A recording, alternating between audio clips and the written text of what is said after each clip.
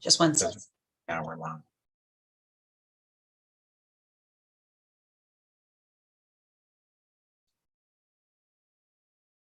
You could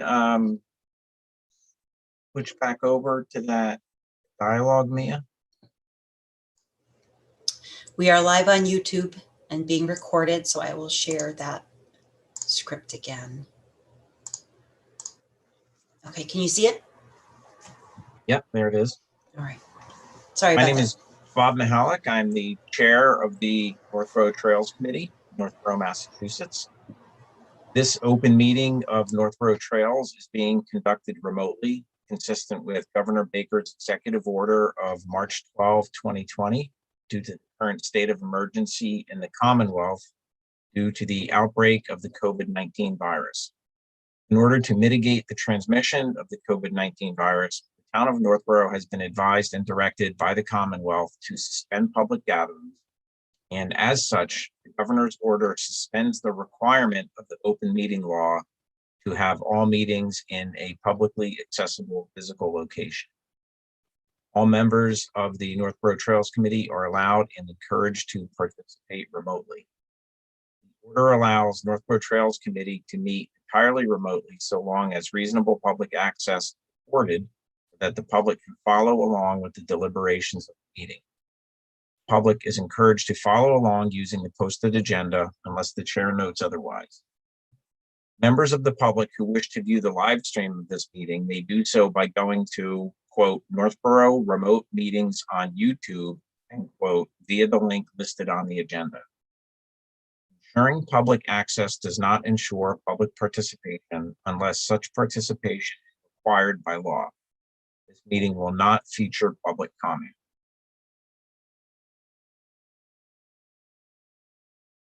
Members, when I call your name, please respond in the affirmative. State your name. And I'll just say your name and wait for verbal reply. Let's see. Tom Kerrigan. Hello, I'm here.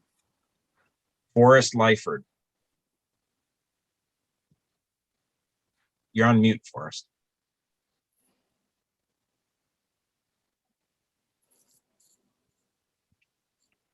How did that happen? There you Forrest go. Lyford is here. Bill Cobb.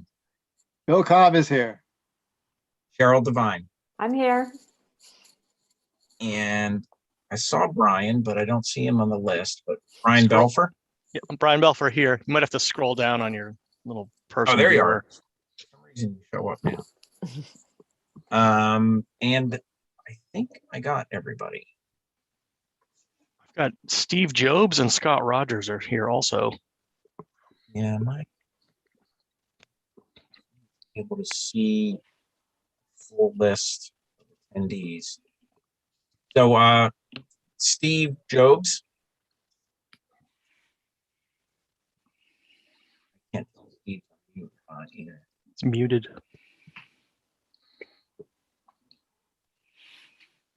Good evening, Steve Jobs here.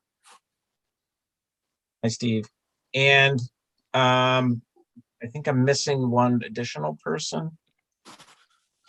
Scott Rogers. Scott Rogers. Hi, just here as a participant or as a spectator. Hi, Scott. Me too. And staff, when I call your name, please respond in the affirmative. Mia McDonald. Mia McDonald here.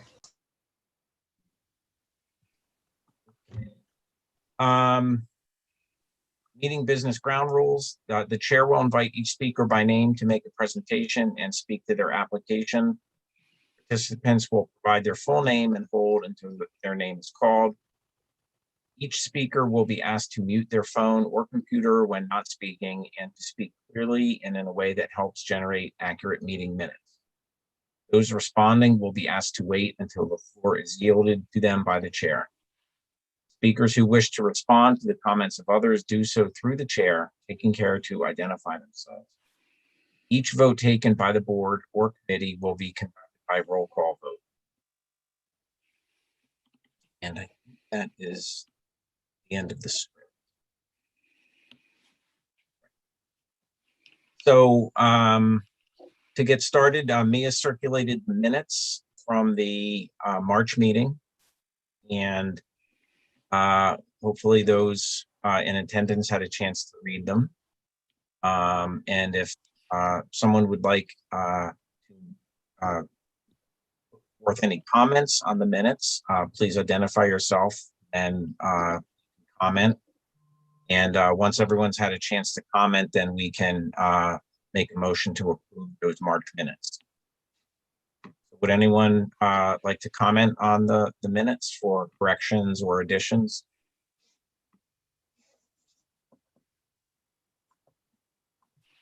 I will take silence as a no, if there's no. No. Okay. I move to accept the minutes. That was Cheryl Devine. Second. Is that you, Brian? Yep. Brian Dolfer, seconded. So the March minutes can be entered into the You have official to roll record. call vote. Oh, for everyone. You have to And roll then call vote. just for your Yeah. members. So Steve and Scott won't, and me won't get to vote, Oh. but your members get to vote. So Okay. this is Tom Kerrigan. I'm not entirely sure I'm officially a member here. I just started kind of coming and watching what was going on. Am I entitled to vote or not? Well, you were at the meeting, Tom. I was, yep. Correct, yep. And I think, you know, the presence at 2 consecutive meetings is sufficient to qualify you as a. That's initiation enough, huh? It Give them is. a vest and some hand pruners. Yes. All right. Well, thank you for the acceptance. Okay. Tom, did you have any comments on the minutes?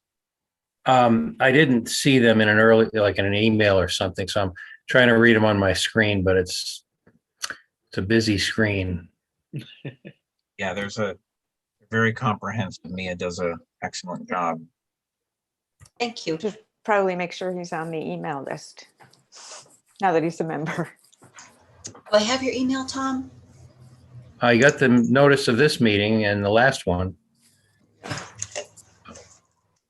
I have no objection to the minutes of the previous meeting. Okay, thank you. And Bill Cobb, Approved? thank you. I approve the minutes. Bob Mahalik. And Cheryl approved. Forrest, did we get your approval? I don't think so. I approve the minutes. Thank you. And we have Marielle Stone's cat. I'm just kidding. You're on mute, Marielle. Sorry about my cat's butt. Hello. Hi, good evening. It's almost a Zoom standard these days is to Oh my have God. at least one pet. Get off. I'm trying to see my monitor. Marielle, you weren't listed. We were just doing a roll call vote for approval of the March meeting minutes. But I don't think you were in attendance in March, so I don't necessarily think we would have to subject you to a quick read of the minutes for approval. Okay. Yeah, I know I attended recently, but I can't remember if it was March. Okay. I think based on roll call vote of the attendees, that the March meeting minutes can be approved. Did Brian vote? Yes. No, I seconded it, but you didn't call me for a vote, Bob. I'm crying. I Yeah, think he seconding seconded. is. No, you can make a motion and second, and then if you'd like, you can vote against. The motion just puts it to vote. So if you Ah. hate something and you want it to Ah. fail, you can actually make the motion and then vote against it. Interesting. Did not know that. Yep. It's a subtle distinction. Brian, do you have I hold no hatred for these minutes. I think they're great, so I approve of these minutes. excellent. Okay, As do I, Cheryl Devine, approve the minutes. thank you. I'll have to take a note of that. A motion to approve. No, motion to vote is not necessarily approval. Wow. Okay. Been doing this for 20 years on the Trails Committee meeting. Did not know.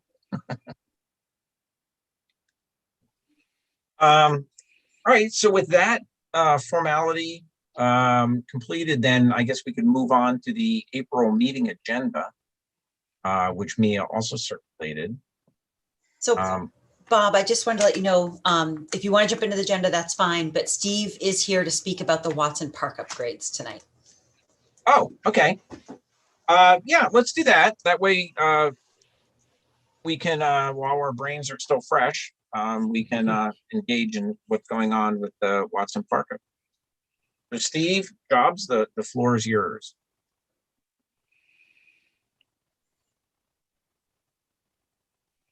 I think you're on mute, Steve.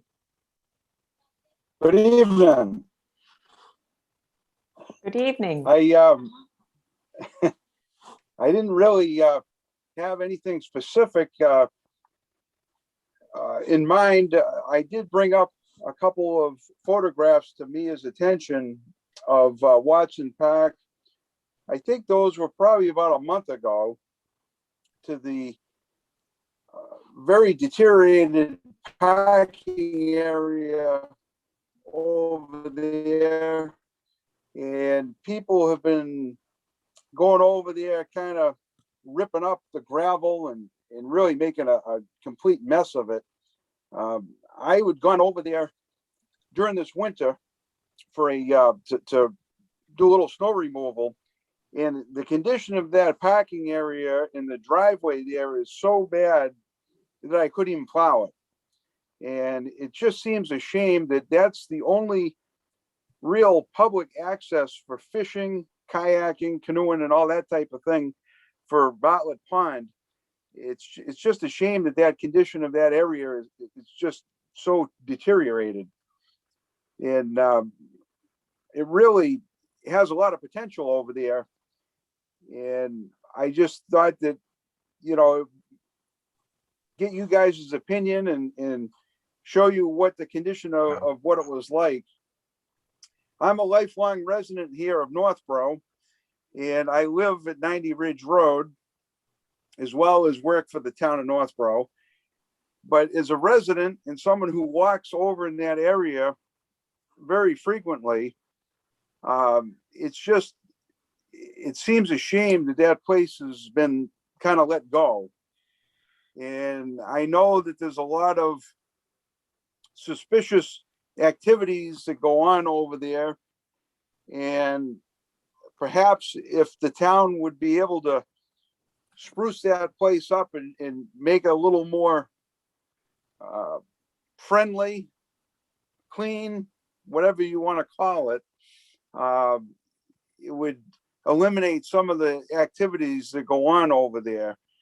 And another thing I thought that may be a good project for someone, especially like an Eagle Scout project, is perhaps cleaning up along the shore there so that people can do some shore fishing. There really is no good access for someone to fish from shore there. I know that there's been quite a few people parking on Bartlett Street, walking in across from Sturbrook Drive there, fishing along the aqueduct and over by the waterfall. But that road has been posted no parking, and you know, it's a pretty busy street and there's no real off-road parking.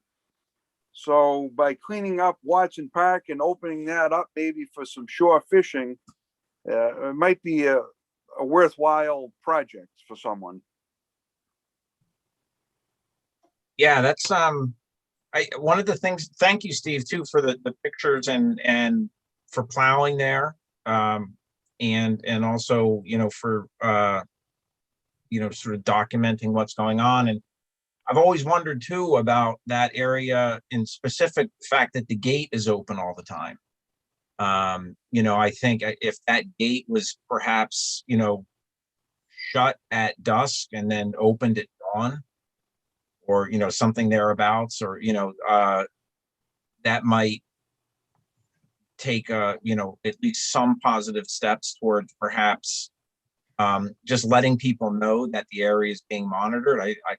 I don't know if that happens actually every time I've driven by there, whether it's 10 o'clock at night or, you know, early in the morning on a mountain bike ride, gates open. And, you know, We see that at other trailhead parking areas too, that if people can get access into them, they will dump trash, do donuts in their cars and rip things up. So I think part of the problem stems from just 24/7 access to that parking area. Then the other thing that jumped into my mind, and this is going to be extraordinarily expensive proposal, but paving it, flattening it out and paving it, so that people can drive their cars down there and not necessarily sink into the mud and create big ruts. That's a little bit outside of what trails typically gets involved in. And I don't know if anyone else would comments about the particular situation there.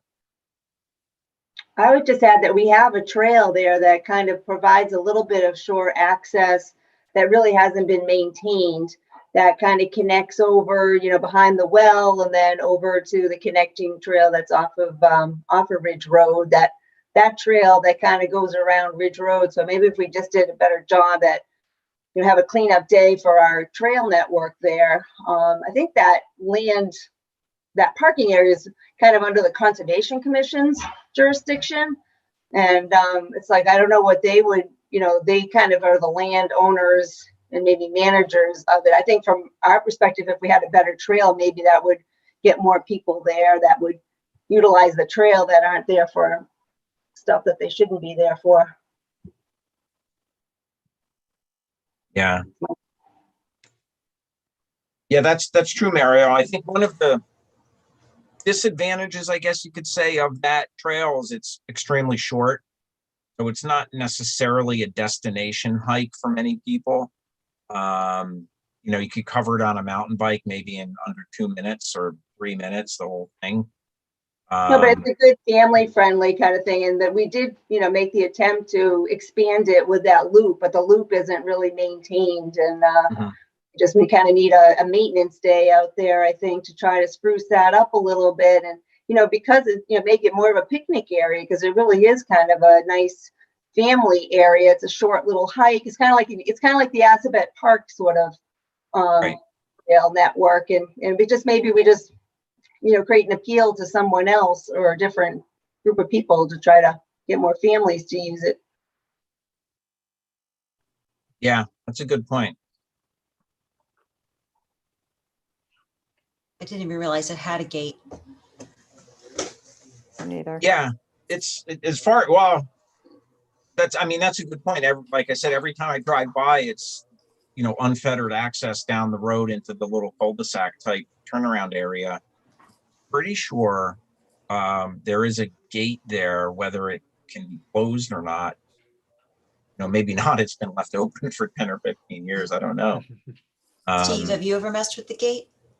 Yeah, it's a very good gate. It's one of those that they call an MDC gate. It's similar to the one that's down at the Yellow property to keep people out of the field there. It's a very solid one. It's never been closed because I don't think anyone took responsibility for it.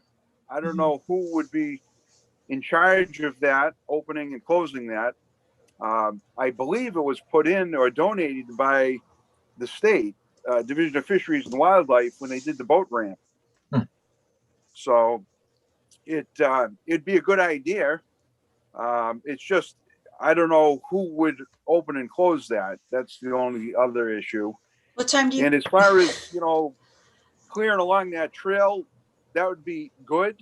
And perhaps, an Eagle Scout project, as far as putting some benches along the shore there, that's a possibility too, where someone could sit there and fish from shore. But, there's a lot of vegetation that needs to be trimmed back really so you could have access to, for casting and that sort of thing. But anything would definitely be an improvement for what's there now. Right. Bill, did you recently clean that out and replace a boardwalk at the end? Yeah, I know last fall I went through that whole trail and it was a little little long in the tooth. So I brush cutted the whole thing, took some blowdowns out, replaced the old bridge at the Ridge Road end. The only thing that needs to be done there now, it's screaming for help, is that upper loop. It needs to be cleaned out. If you walked by it and you really didn't look for the blazing, you wouldn't even notice there was a trail there. It's still you can still navigate it, but I put it on my list for the summer. If I ever am bored, I'm gonna go up and clean that out. But one question on the vegetation on the shoreline: are there any regulations or any setback requirements for cutting vegetation at that pond that would inhibit us from making any space on the shore there? There is, but we could file an RDA. I think the commission would waive their 25-foot no touch for a small public access area. They do own, it's technically owned by the water department, but conservation does manage the land, which is why I thought we'd bring it to you guys first, because you're the arms and legs of the Conservation Commission. So they do manage it, and it is a state boat ramp. And so they would like to see it. I'm guessing they're going to like to see it maintained. So I wanted to see if it was also your priority. You know, we did do the clearing down low. We could put on our list of Eagle Scouts. We do have Eagle Scouts we could reach out to, or the Boy Scout leaders, to see if they would like to do that. There's some boards in the picnic tables that need to be replaced as well.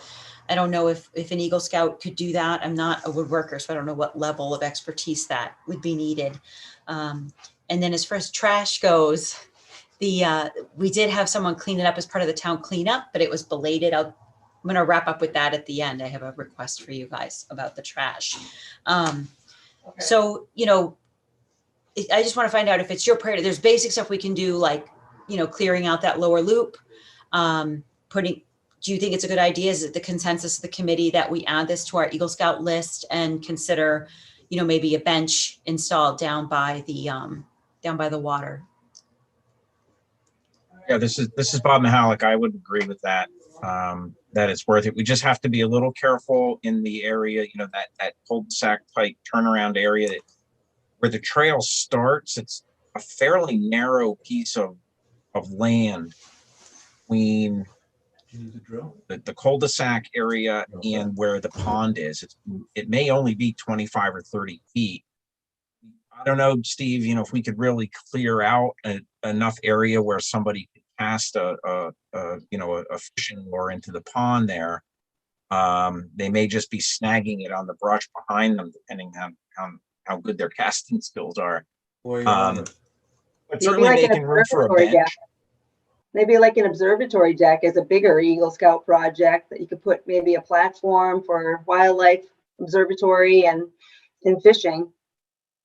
Yeah, there's a little spot when you walk down that trail. It kind of goes up on a little bit of a high spot there. It looks over the pond. That would probably be a good spot if you want to do something like that.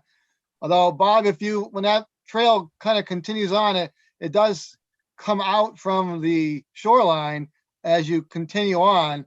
So you may be able to find a sweet spot down there somewhere. Yeah, you're right. When you first go in there, it's right on the water. So yeah, it's pretty narrow. But yeah, I think I never really looked at it with sort of from a perspective of shore fishing. But you know, I could certainly go back there and do two things. One is I can get the backpack blower and just blow the leaves off that Eagle Scout project, actually, that Marielle was the mentor on. That was, I think, the record-setting Eagle Scout project, was putting that loop trail in. I think we need to put contingencies that the Eagle Scout has to maintain it for 5 years after that type of deal. Yeah. Yeah, right. Whether they go away to college or not. Yeah, he's going to come back at vacation and maintain it. But yeah, I could go through there and at least make that trail a bit more visible and take a look at the blazes on the trees, and maybe grab some paint from the equipment shed and paint some blazes on trees. That, you know, if we have nice weather this weekend, I don't have to work, so I could probably do that. Maybe a little kiosk that we have at the cul-de-sac. I mean, I think the Conservation Commission or the Water Department would have to say about any improvements to the pavement there. I don't really. Not sure that we have that jurisdiction, but you know, maybe we have a kiosk that shows the little network there, and it would encourage more people to utilize that. Oh, that's a very good idea. There's a That would be nice another sign sort of there. we could add like a map to the sign. Yeah, Yeah, the sign has been broken off. yeah, it's, I tie wrapped it to the tree so it's visible. You can at least read it, but it needs to be replaced. And the 4x4 that was on, it kind of snapped off. I think somebody put their car into it or something, but I found it in the woods that one time and I cleaned it out. I just tie wrapped it up on the tree. well, there used to be the butterfly garden that's right at the entrance there, from Betty Tatro, that kind of needs some love. Yeah. Maybe the garden club, we can somehow involve them. I reached out to the garden club. Serendipitously, one of the members called me about I'll just say about the trash. She cleaned it up. She found a Republic bin down there, a Republic Services bin, a wheelie bin. Now, a year ago, there was a Tidy Town broken bin, and someone was bringing green bags and putting them in the bin. And I called the highway department. I'm like, I don't even know what to do with this, but I can't even fit it in my car. He took care of it. So now this nice resident named Marnie Frankian and her friend went down there and they cleaned up all that area and they put all the trash in this Republic Services bin. So if any of you want, because you always want to reuse first, does anyone want an intact Republic Services wheelie bin? I will give you some green bags for free and you could fill the green bags with the stuff in the wheelie bin and then you get a free wheelie bin and the park is cleaned up. So if you guys don't want it, I'll ask conservation and open space. No one is obliged to take it, but if you are, just let me know and we can get rid of the trash in the wheelie bin. Because I don't think we need to ask highway to throw it away since it's perfect good wheelie bin. Marnie is also a member of the garden club. And she said she was actually reaching out to me about Pollinators Week. And I said that we already have a butterfly garden at that same place that you just cleaned up. So she is going to reach out to the garden club about doing some loving on that butterfly garden. About, I want to say 5-6 years ago, a Girl Scout troop did go in and add some more, and weeded and added some more pollinator plants. So maybe the garden club could take that on. So I'll wait to hear back from them. But she'd heard of it. She'd heard of the pollinator garden in Betty Tatro, and she knows that it's been a little neglected. I think they still mow that, or at least somebody mows that at least once a year with a fairly large tractor. Yes. I do. Yeah. Oh, Steve. Thank you. Yeah, I mow it. I mow it in the fall, and the highway department mows it at one point. And I mow the area to the right of the entranceway, and also the area down by the picnic tables and the trees right on the crest of the hill as you go into that cul-de-sac area. Mhm. I mow that when I mow the well. So I was over there today. I didn't actually mow it because it really isn't tall enough, but Right. I try to keep that mowed down so that it keeps the place visible from Lyman Street so the police can see who's in there, and also try to keep the people from dumping all their trash over there. Right. Yeah, Oh, no, that's it's awesome. good. Maybe Yeah. that'd be a good place for some trail cams. I was going to suggest that, Cheryl. Like mine, I do have 3 trail cams. I put 3 up on Pisgah, but I've been saving because we remember some issues on Mint Hill, and so I think maybe if you're not aware, that place does have a sketchy reputation. But I'll get another sign that says this area is under surveillance, and then they've been notified. But yeah, put some trail cams. As far as the gate goes, I'd be willing to drive at the end of the day, but that's at 4. I could go over and lock it up every night. Do we want to close it at 4? I don't think we need to start doing No. locked gates. Okay. They become awfully hard to consistently close and open, and I think that a cleanup and some trail work and just some effort to we don't want to prevent people from going down there. We just want to Right, make that's the thing. a better destination. Mhm. Yeah. And I also too imagine, Mia, that if you did go there at 4, there'd be cars in there, and then you're in a situation where you're starting to have to ask people to leave. Mhm. And then I think that can get a little bit tenuous.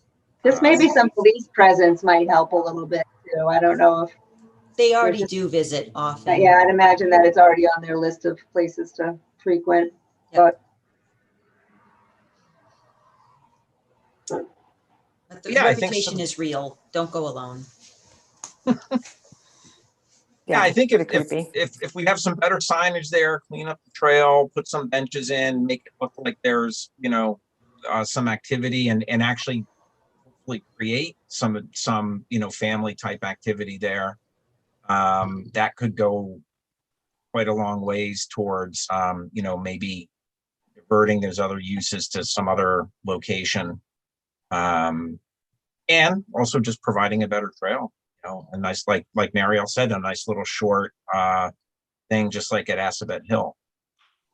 So that's a good Well, I idea. mean, they even having a playground there, but I don't know how that would meet the zone 1 requirements out there or not, but I don't know, maybe just making it more of a destination. I'll go to DPW too, and I'll see what we can do about the pavement. I'll, Fred and Scott, Fred Litchfield, the town engineer, Scott Charpenter, the DPW director. I'll see what options there are. We don't want to put gravel or crushed stone because that'll just end up migrating into the pond the way it slopes out there. But maybe some stone dust or even repaving if somebody's paving nearby. Mhm. You Yeah. know, get a quote as to how much it would cost, and Maybe Amazon could pay for it. maybe they could Is get us there any playground equipment. funding like? A lot of pavement. What were you saying, Steve? Is there like in the future, like a year or so down the road, is that something that like the community preservation could apply for some funding to do some paving in there? Absolutely. I think that would, go under a sort of like a maintenance heading. If you guys are behind it, I can bring it to the Conservation Commission because it's technically owned by the Water Department, managed by the Conservation Commission. So we'd have to just get like a group effort, everybody to go to CPC for management of open space. I have a vague recollection. I brought this up and it may have been discussed a bit, but making the butterfly garden area an off-leash dog park. Did I bring that up before? So the garden is in the front, and then that, right as you go in, it's to the left. That's where like the big stock perennial bushes are for the pollinator butterfly garden. Then that field, for a short time, they let it grow. But it's kind of inconsistent with the wells nearby, which the town still maintains. They don't use, but they maintain. You don't want vermin in the long grass. So now it's open. There is room. We did look at that site as a dog park. We considered it. It would be a small dog park and it would have to stay outside the zone 1 of the wells.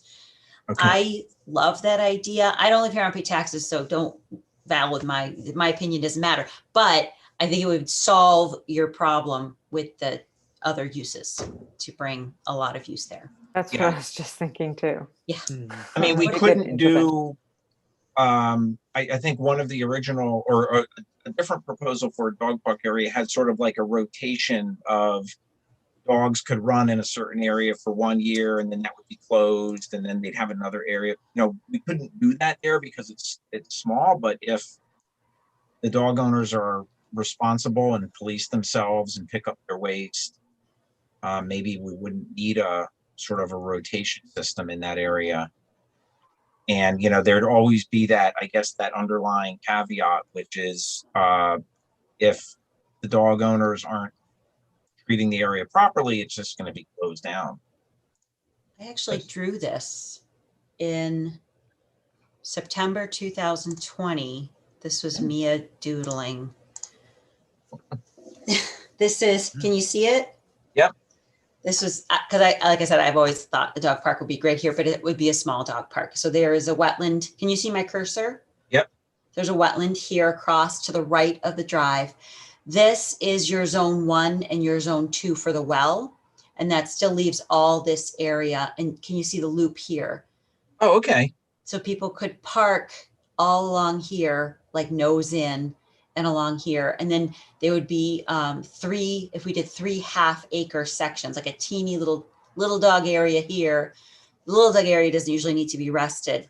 And then 2 big dog areas, but they'd only be a half an acre. Half an acre is not that much, 20,000 square feet. This would be a small dog park. Or you could do one that didn't have a rest area, run it into the ground, and then close it every fall. and then wait till the spring. Some Right. dog parks do that too. And Yeah. if we used that foundation, I can't remember the name of the foundation. If we use them, you have to have a rest area. They have certain rules and sizing. Okay. Yeah, I mean, our trail goes right along the edge of those bushes there. Where, there's the little cul-de-sac area. It's Yeah, it kind of goes through right- the woods, and then it skirts that boundary between the bushes, the trees and the grass, and then crosses the purple area and goes behind the well. Yep. Oh yeah, there it is. That's the dotted line. I see it. Yeah, and I I don't just think we'd wrote want to. that, today, so I wouldn't want to lose that. No, we wouldn't clear the trees either. Yeah. We wouldn't want to be clearing any of this vegetation Mhm. near the lake, near the pond. I mean, you do have this 100-foot offset. This is the edge of the pond here. Okay. But I wouldn't want to clear any of the trees. I mean, the nice thing about that is there's no houses around there. It's The industrial. dog can bark their brains out, and it's no one's going to hear it. And it would definitely transition the demographics of that area quite a bit. So, that, I thought that would be a nice area, other than the fact that it's a little bit small, but maybe people would realize, hey, it's a small area, and so it might not attract a huge amount of people compared to, say, Kearney Park or something like that. Steve, you live in the neighborhood. What do you think about a dog park there? I have mixed feelings about dog parks. I have a dog and I walk him on leash all the time, and I have a lot of trouble with people with their dogs off leash, especially walking down the aqueducts. I had a run-in with a resident on Stewart Brook about a year and a half ago. She was walking a couple little small dogs. They were all three of them were off leash, and they came at me. I had stopped probably 200 yards away from the person so that she could see me. She had no control over dogs. They came after my dog, and I had to get the dog officer involved. And is this dog park going to be fenced in so that if someone's walking on the trail, they don't have to worry about a loose dog coming after them if they're walking their dog on a leash? Yeah, that would be my understanding, Steve. It would have to be fenced in, also to keep dogs from running out onto Lyman Street. Yeah. And I think Northborough Unleashed dismissed the site because it was too small. They were literally looking at a bigger site. Oh. Okay. Yeah, that's fine. I mean, it was just an idea, but as a non-dog owner, I thought that would work. But yeah, it did, in retrospect, seem a little bit small. Steve, what do you think about paving versus stone dust? I personally think that the paving would be better, just because, it's a boat ramp. People go over there with their boats with trailers, and it'd be nice to have a paved area with a section in the middle set aside for people with boat trailers. I don't know if you guys are familiar with Whitehall Reservoir off of Route 135 in Hopkinton, but they've got it's probably a little bit bigger of an area than what we have over there, but the parking area is set up so that people with boats and trailers have designated areas, and then people with car top, canoes, kayaks, that sort of thing, they have another spot to park. And I think if you did pavement over there, it would solve a couple of problems. One, you'd have areas for people to park with their trailers and boats. And then in the off season, that's a highly used area for ice fishermen in the wintertime, as well as people skating. So it's a multi-year, season type area. And I think, if we need to go in there and plow it, stone dust, it's okay if the ground is frozen solid, but, 75% of the time, the ground isn't frozen hard. You end up peeling all that stuff up, and it's just a big maintenance issue. So if there's a possibility of down the road, a year or so, if conservation could apply for a grant or, that community preservation money, and just even start pave the cul-de-sac area.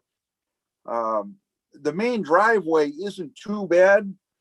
So start off with that, and then, as money gets available, then perhaps redo more of the driveway. But that would be my recommendation. Yeah, that's a really good idea, Stephen. I've been over to the Whitehall Reservoir and seen the boat. It's almost like these elongated parking lots or parking spots that if you say you have a pickup truck with the boat trailer, you can pull in, you back up to the ramp, unload your boat, and then basically just pull straight ahead into a long spot, maybe a 50-foot long parking spot. And at Whitehall, they just line up like dominoes. And that way, then when you bring your boat back, you don't have to do any kind of weird gymnastics with your truck and trailer. You just throw it in reverse and back right down the ramp, put your boat on, and then you're out of there. That's a great idea. I really like that. But yeah, I also too, from a plowing perspective, I've seen big piles of stone, on these stone dust roads and gravel roads, when the snow thaws in the spring, you realize that half of your rocks are pushed up against the boundary of the parking area, because it's hard to gauge, if there's, 10 or 12 inches of snow and you drop your plow blade down, it's not always easy to tell that you're getting pure snow or half rock and half snow. So yeah, that's very, very insightful. So if I can just get back for a moment to the land use, I love Marielle's idea of making it more family friendly, and it sounds like maybe the dog park won't fly if it's too small. I mean, I don't have an answer to that, but maybe the people in the rec department can brainstorm a little bit and see if there's anything that land could be used for. I talked to Rec today about that. You and I think alike. So I went down to Rec and I asked her, what can we do with Watson Park? And she says they don't even put it on their list of parks on their website because of the current use. I don't know how else to say it. So she did try to run, I think she said about 8 years ago, she ran a kayaking course. She's a certified boat instructor, and she ran a kayaking course, and she would go down there and they would not leave. Yeah. And she had kids coming. So she actually had to have the police. That makes sense to me. Go down 45 minutes before each class and clear them out. Yeah, that was my first thought when Marielle first said that. But then I got onto the dog park thing and I'm like, yeah, we get people there and it changes over. But yeah, it is a high use. Almost every time I'm there, there's people sitting in cars with their engines running, waiting for each other. Yeah. There were 2 cars this evening when I rode through around 6:30. Yep. Kind of like, what are you guys up to? They're not riding. They're not on the trails, though. Yep. Yep. No. They're not fishing, they're not boating. So. They weren't even watching the sunset. Oh. How dare they? The swans. So it would have to be like a high volume use. Right. The dog park is a great idea for that reason, because there'll be a whole bunch of people coming in, but like a playground, which would be lovely, and the butterfly garden and all that is not going to do it. Yeah. Yeah. Yeah, certainly, paving it, putting the truck and trailer parking in there, that's a bit more long-term. But, even a suboptimal off-leash dog park, maybe it's satisfactory. And it doesn't have to be the only dog park that we ever have in town. There could be others, but this might be something where, and I think it's always good to kind of distribute that sort of stuff anyway.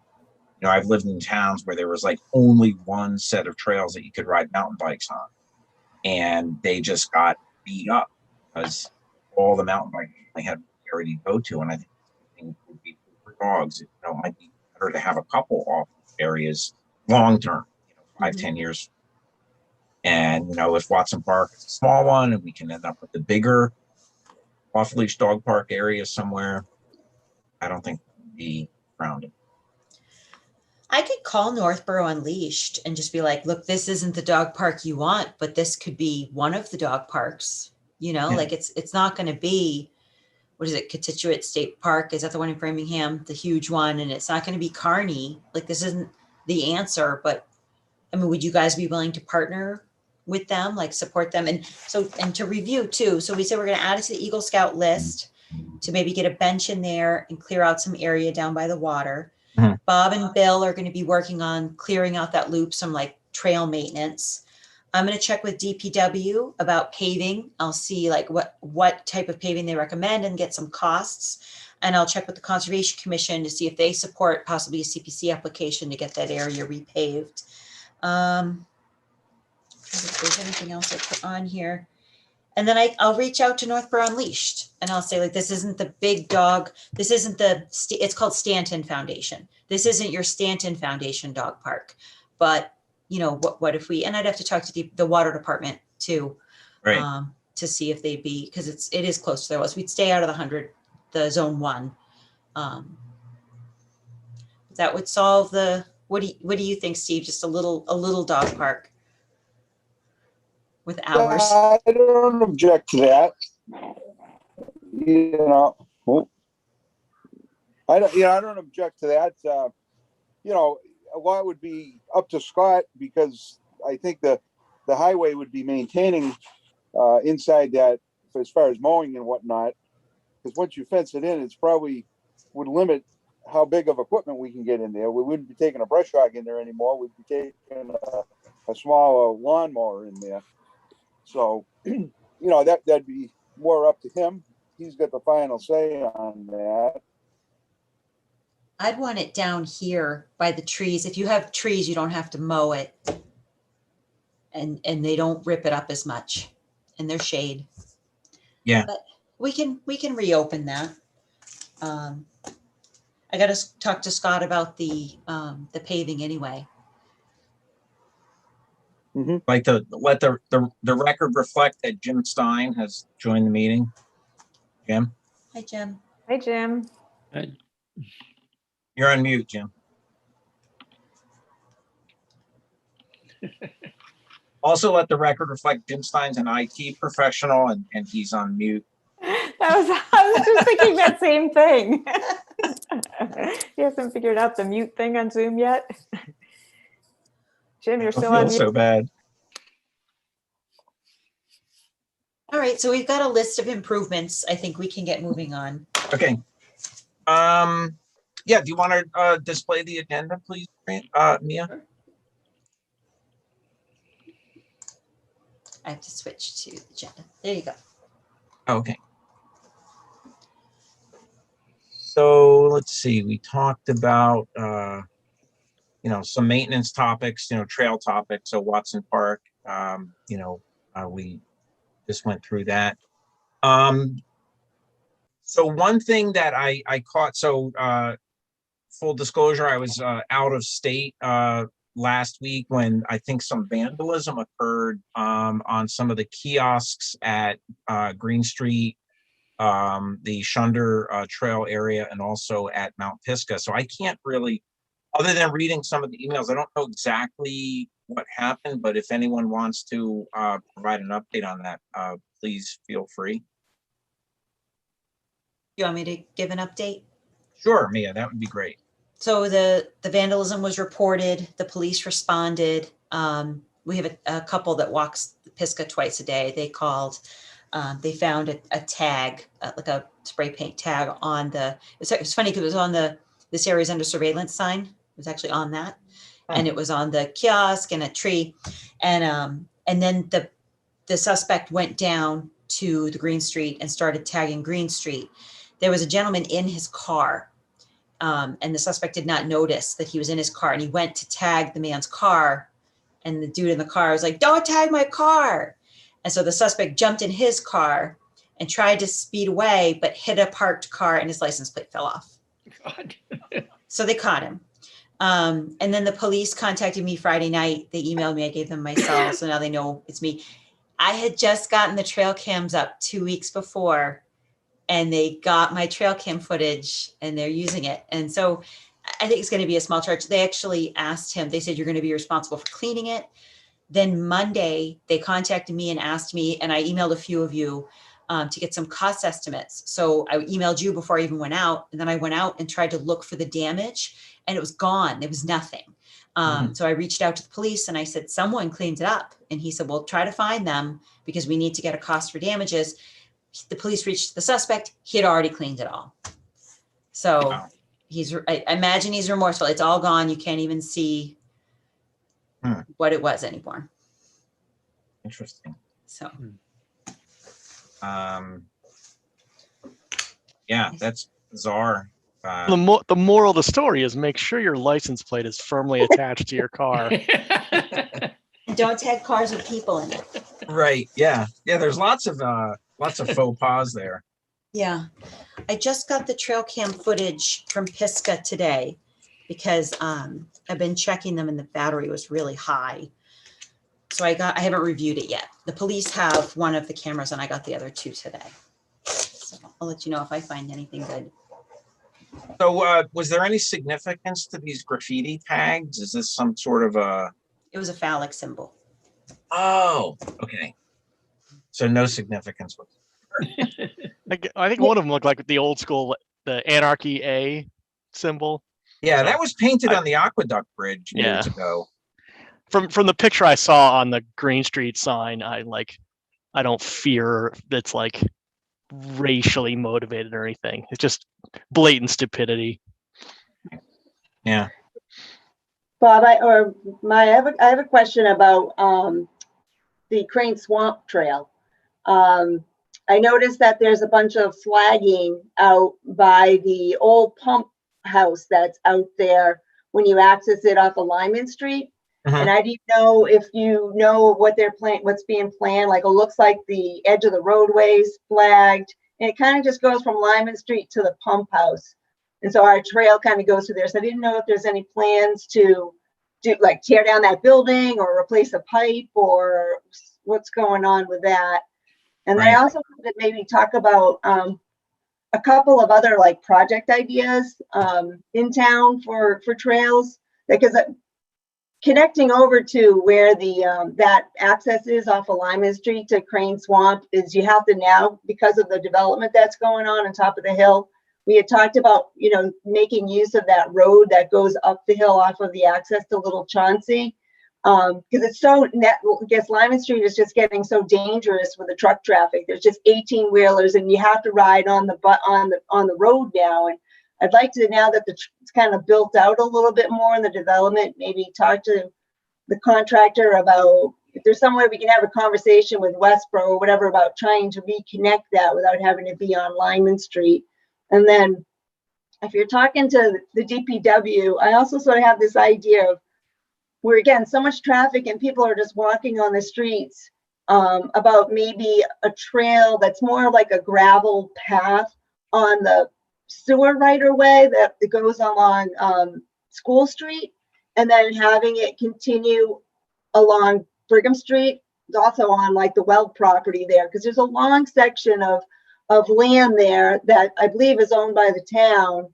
And was thinking from a safety perspective, there's so many people that just do that walk around South Street, Brigham Street, School Street, that it would be maybe a nice opportunity to have like a trail that runs parallel that could kind of cut over towards the road and then back onto the road where you're just not on Brigham Street as much.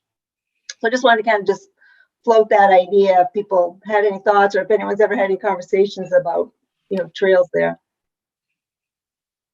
If I might offer something, I live right off of School Street and I'm familiar with the right of way you're talking about.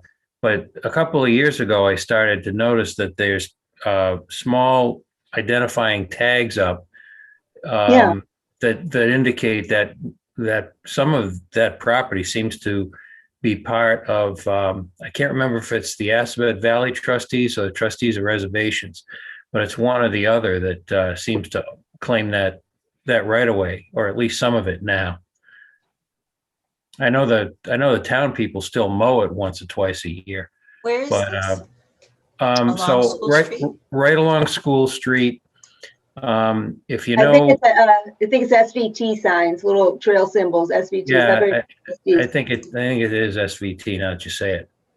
Yeah, and it starts kind of, if you're going down School Street out towards Brigham, just pretty much as you cross the tracks, on the left is where the sewer right of way is. And it's mowed, and it has a nice opportunity for a trail to get people just off of the road. But I think if it was a graveled kind of more pedestrian friendly kind of trail, more people might use it than if it were, I mean, just the mowed area doesn't, I think, get people on it. And that's where the SVT signs are, but I'm pretty sure that land is owned by the town right away. I don't know where. So Maya, it's, if you're looking at a map of School Street, the clearing, the right of way that we're discussing starts just about opposite Buena Vista Road, Okay. just maybe 100 feet further toward Brigham than where Buena Vista is, but it's on the other side of School Street from where Buena Vista is. It's on the golf course, Riverside. It's on the golf course in Riverside until you get down to the place where the golf teaching center is, just past Catherine Drive. Yeah, right. The one house is on that side at that point. At that point, the right of way crosses School Street, and it's on the side opposite the golf course until you get down to the water department building. Yes, Sudbury Valley Trustees owns 1.8 acres just after 89 School Street. Yeah, I think that's right. When you're going towards Brigham. And then the next piece is owned by Juniper Hill. Oh, the golf course owns it. Yeah, then the golf course. So it's a little 1.8 acres along the road. Let me see. But the town doesn't have a sewer, right? Because it's where the sewer right away is. Kind of. So SVT has about 350 feet, and there is a sewer easement that starts across the street at 102 School Street and then goes along the road. There's a sewer easement there. Right. So if the trail could be on the sewer easement, and then when you get onto Brigham Street, there's a big tract of land that's owned by the town. And again, I think it's the water department, where it's a pretty forested area, and it's a really narrow section of Brigham Street. So I've always just kind of eyed that section, just kind of parallel with the road, but following the grade of the landscape of cutting in, again, some sort of like gravel, or maybe even a paved sort of like bike path trail, just to go up a little bit. I can't remember the name of the street that is before Milk Porridge. Sunset Drive, I guess. Is it Milk Porridge? No, Milk Porridge. Juniper. I'm saying on the other side of Brigham Street, so you can kind of cut through the neighborhood because there's a sidewalk there. And I'm trying to Catherine? No, Catherine Drive? Nope, it's not Catherine I Drive. think it's Sunset, right? On Brigham Street now. Oh, on Brigham Street. That's Sunset. Boulevard. Yeah, so Sunset Drive, where those duplexes are, kind of just across from where the well access is. Just it kind of ended there, or keep going as long as possible as So Juniper Hill owns it, and the sewer easement, so the town has an easement just for the sewer. The town doesn't own it. On Brigham Street? On Brigham. No, this is on School. Back on the part on School, there is a sewer easement, but I think that there's a fence right there for the golf course. No. Is there much space? Yeah. No, I'd happy to walk with you and meet you sometime to kind of show if anyone else would be interested in. Yeah, it kind of goes down. There's no fence between the road and the sewer easement. No. Okay, but then if it goes down, there's a sewer easement, and people could walk on the sewer easement, but I mean, it's still private property. Yeah. Okay.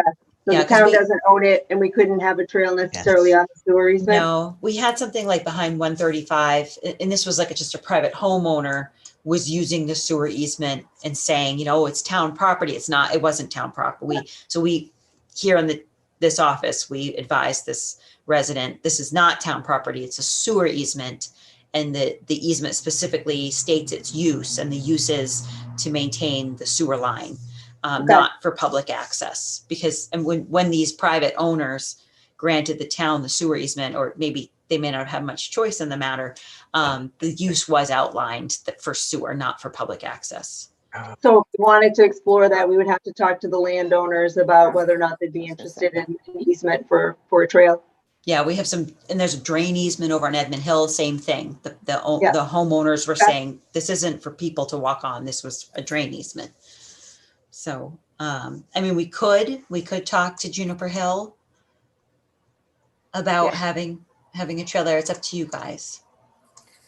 So Marielle, could you, I'm a little confused. So this is just a brand new trail that you, or brand new access that you would be looking for, not necessarily, is there any connectivity with, say, behind Ellsworth McAfee Park or Chauncey or anything? No, it's really just more of sort of a making the town more walkable, not necessarily as, a wilderness experience, but more from trying to create safer access on those roads, and creating sort of there's like a little trail-like experience, especially when on the Brigham Street section. So just, I would recommend that if you guys are in that area and look to see, it'd be nice to try to create a safer way for people to walk on those two streets without being in the road, without making it a major, cut down every tree to put a sidewalk in kind of thing. Because there are those two kind of like right-of-ways and opportunities for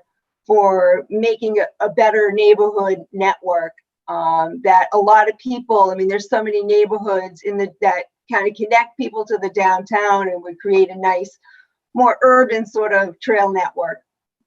Yep, I get you. Okay. And there are always people out there walking, running, I mean, riding bikes. I mean, it's really popular. And it's dangerous because there's a lot of people that travel Brigham Street going to the golf course, and so that gets a fair amount of traffic. And the traffic kind of comes also from School Street way. There's just more and more traffic I see on that section, and just again, I think it would create a nice walking experience for people in the community.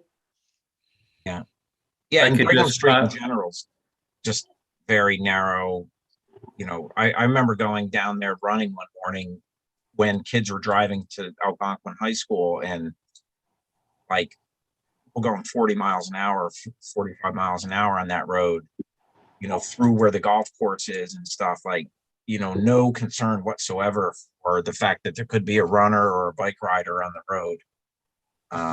So yeah, it's definitely dangerous as it is.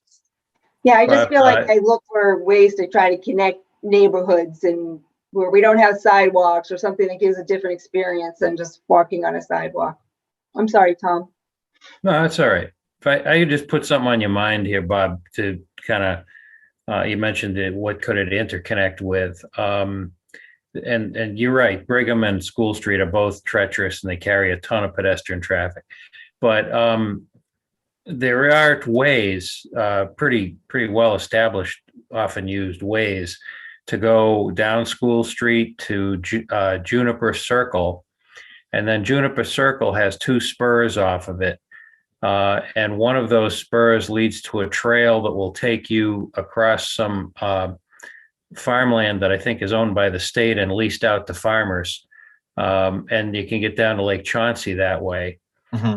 Right, those are the access to at the end of School Street to the whole Little Chauncey and the 135 Fish and Wildlife. That we have some of those trails.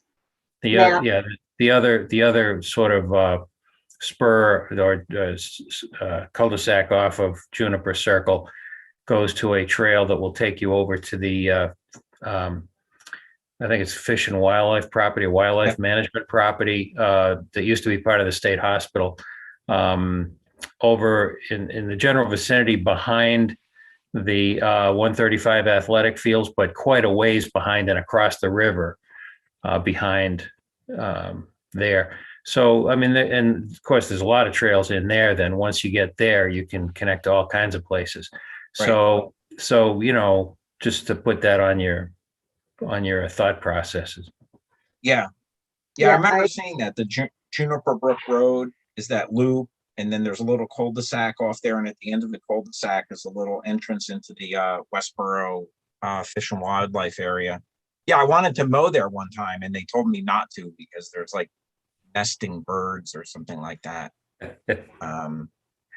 Probably so. Yeah, so I didn't mow. Yeah, those are the two access points I use all the time to ride. Well, there's two cul-de-sacs Right. that you access from there. So yes, that is basically riding along. That's where I see people, and then to know that. But I think also there's an opportunity to, again, connect neighborhoods. People could go that way, go down Sunset Drive where there's actually a sidewalk on a portion, and come out onto 135 and get to the park, for instance, and not have to be on, roads that, people could push a stroller and feel more comfortable by connecting the neighborhoods to the parks by that type of a network. And Yeah. not feel like risking their life when they're on Brigham Street. And then I remember that Mario brought up this big new development that they're putting in on, is it Lyman? I think Lyman Street. In Westboro?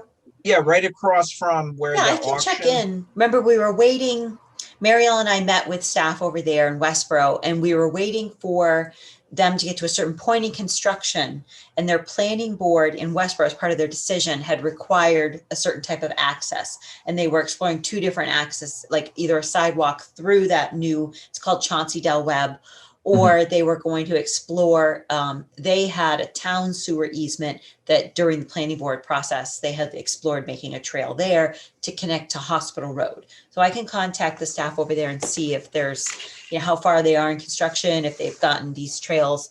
It's going to be part of their planning board decision. So we need to find out where it comes out. And I think they were looking to see if they're, do you remember this meeting, Marielle? So they were trying to see if they. I kind of vaguely remember. I'd really like to be able to schedule, like, maybe just meeting out at the site to kind of review. And maybe, I don't know, is Don Adams still the Westboro trail guy? Like, it'd be. No, he's with the Community Land Trust, but I think I could contact Sherry.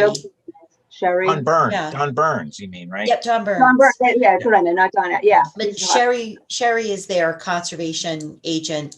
They have Yeah. two there. They have two, and she's one of them. So I can call her. I just see where they're at with that. That would be nice too. If we kind of show in the field, like what I'm kind of envisioning to reconnect that network that we lost. And again, there's another situation where it's just like our trails, we're losing them, and it just, the roads are getting more treacherous to be on. Yeah. I mean, that would be nice too, to be able to come out of Crane Swamp near the auto auction, the state auction area, just cross right over Lyman. You got it. Yeah. And then you get used to over. be able to do that before, because you go up that hill, you come out of the little Chauncey access, you take the right and go up that paved hill and kind of go around the fence into where the old Westboro State facilities were. And then you just kind of take a left at the laundry building there. And then you just kind of have to cut across the street a little bit, and you would cut off that really dangerous corner where there's 18 wheelers all the time now on that section of road. Yeah. And you mean the old Hospital Road? Yeah, exactly. Yeah. So I'll contact them over there. Yeah. And there is an access to get to the sewer line very easily from there too. That sewer line cleaned out would be an awesome secondary access to get over to Big Chauncey. Yeah, when we spoke with them, they were looking into that. So it's time to check back and find out what they found. Thank you. That sounds good. And then, yeah, if you can figure out what they're doing, if someone's planning on taking down that building, and because I just want to put that trail's going to be out of commission. Oh, yeah. Chauncey An Hall. NOI that's filed or something. Yep, Chauncey Hall. They're demolishing Chauncey Hall and putting in a DCAM, the Department of Capital Assets and Property Management.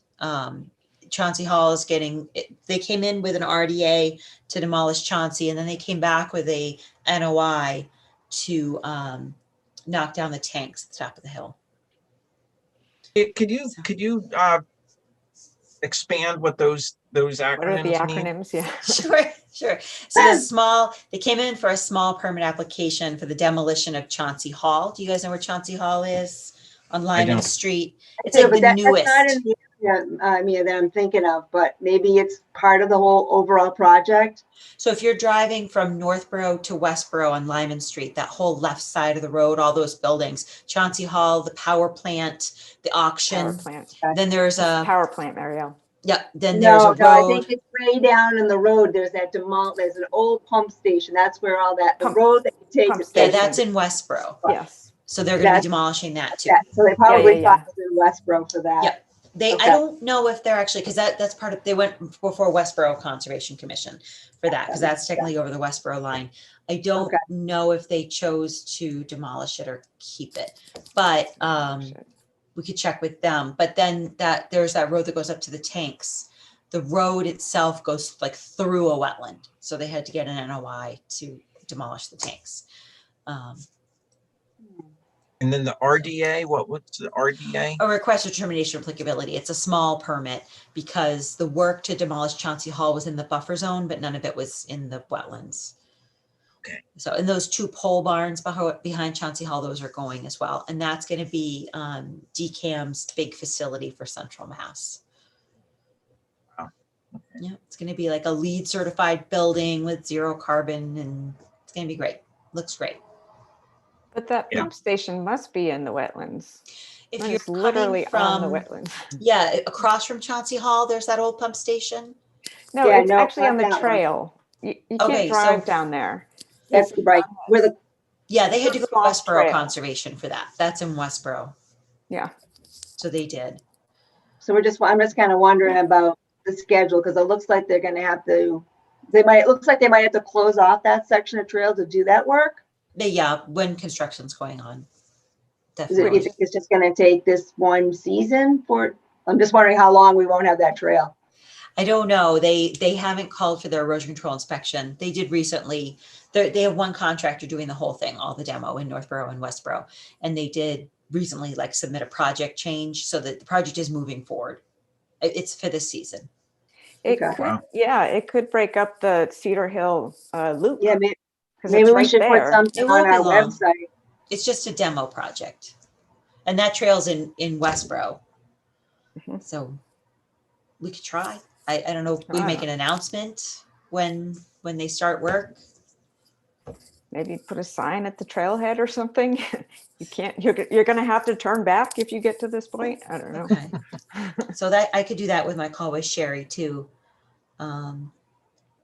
Sign at Crane Swamp Trailhead.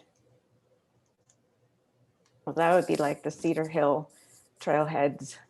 Yeah, of them. yeah, to the top of Cedar Hill will be, you won't be able to go that way. Yeah. For a time period, yeah. Yep, they're gonna have to close that off. Although you still can get to, you just can't enter there on Lyman Street. Well, it's Because- right at the intersection of the trails. The pump station is. So Yep. like literally if you need 100 yards, then you're closing down the trail. It's right there. On highways, they say local traffic only. I'll ask Sherry. I'll ask Yeah. her because it wasn't included in my plans. So the road to those water tanks that they're gonna take down has always been like a good way to make a loop and connect to. I don't know if there's any opportunities to somehow incorporate that road or if that's all gonna be kind of built into their development, but it'll be too bad if we can't. No, just Chauncey Hall. Okay. So DCAM has said to us that they are beginning the process of surplusing. It's a huge parcel, Yeah.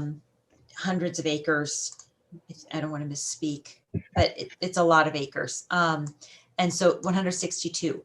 So they are using the Chauncey Hall and Pole Barn area, and then they're going to try to surplus the rest. They have said that they're starting the process to surplus it. That process looks like it gets offered to other state agencies, like Fish and Wildlife.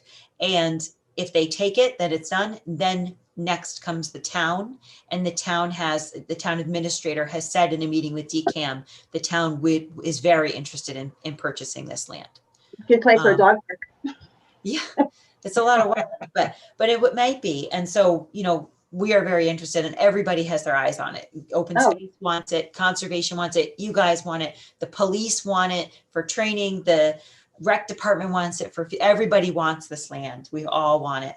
So we've made that clear, like, please come to us. And then the Dell Web developer has also approached the state multiple times, but we're at least before them.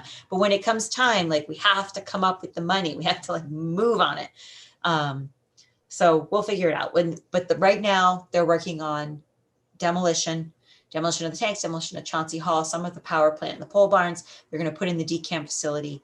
And then they already have the permit for the decam facility. And then hopefully they'll be surplusing. All right, well, thanks for that update. I had no No idea. problem. The tank road will be closed during demo, and it's going to be big. It's like a big process. Don't go there. If you see construction there, stay away, because it's going to be big trucks. They're going to, like, basically cut the metal and Big haul it cranes, out. Yeah, and you do not want to be riding your bike when that huge truck comes down that rickety old hill. So No, but pretty much stay out of that way. But there is a loop there that would be nice to at some point incorporate. I have explored it there, but I don't usually go there. Yeah. Now, because it's kind of posted. So I will ask, I wrote sign, but I'm going to change it. I'm going to ask Sherry about signage during construction. Yeah, we might want to add something to our Facebook page just to let people know, or I don't know. Yeah, So when I'd like to go out and take a look closed, and see what's going to be closed, and yeah, give people a heads up as far as and maybe even talk with Westboro too and get some signage on their part of it. Who's the Facebook webmaster? Is that you, Brian? I think Brian and I both have admin Yeah. All right. capabilities. So I'll email Brian because they're going to call me to inspect erosion controls. I'll try to just send Brian a message. Hey, put it up on Facebook that construction's starting. So once the erosion controls go, it's a good sign it's about to start. all right, good to know. Thanks.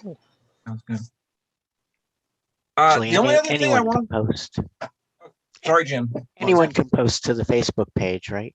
I do not. I'm as a town employee. We're But not yeah, supposed to. yeah. If you're, Oh. if you're on the thing. Yeah, anyone can post. Yep. If I don't like your content, I'll delete it. Though. Yeah. He's an after the fact administrator. Well, yeah, we have. Power you There's, have. No, Brian. it's an open. Once you're a member of the group, anyone can post announcements Yeah. there. I'm a member, so I see it, but I don't post. we had to rescind membership from somebody who kept posting about house painting or something like that.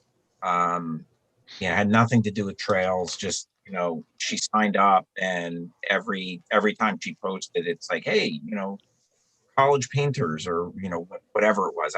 That's probably not the name of the group, but we were just like, all right, you're done.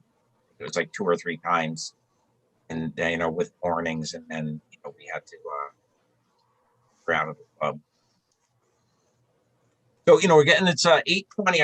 I didn't want to forget to bring up if anyone had an update on the bridges for the Stirrup Brook Trail. So, Bob, Cameron Kane should have reached out to you a couple of times now to get you to sign off on his project. There was an email that he sent out asking me to sign, and then I asked you if I was able to sign or whether it had to be you because you were the chairman. I signed something for Jeff Kair's son.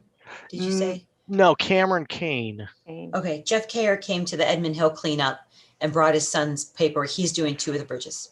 Gotcha. I just signed it. I want to get him started. And I think Cameron's doing the other ones. So it's like a combined project between the 2 of them. I was personally hoping to not head this one up, if possible, only because I'm stupendously busy at work right now. So my free time is not as much as it was last year.